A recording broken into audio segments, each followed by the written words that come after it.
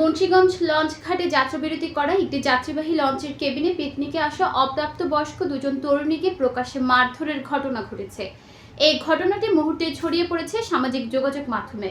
গতকাল 9 মে রাত 8টার দিকে মুন্সিগঞ্জ ঘাটে এই ঘটনা ঘটে। প্রত্যক্ষদর্শী ও স্থানীয়দের সঙ্গে কথা বলে জানা গেছে, নৌভ্রমণে বের হয়ে আক্রমণের শিকার এমভি ক্যাপ্টেন নামের লঞ্চটিতে পিকনিকের উদ্দেশ্যে আসা অন্তত 6 জন যাত্রী মারধরে আহত হয়েছে।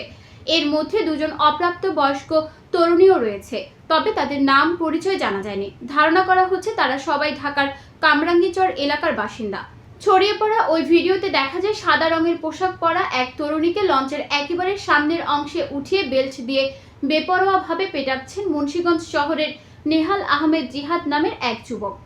এই বিষয়ে জানতে চাইলে ভিডিওতে মারধর করতে থাকা নেহাল আহমেদ বলেন, স্থানীয় 200-300 লোক তাদের আচরণ ও বেশভূষায় ক্ষিপ্ত হয়ে আক্রমণ করতে চলে আসে।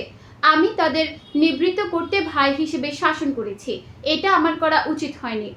আবার আমি এটা না করলে মানুষজন তাদের আরো বেশি হেনস্থা করত।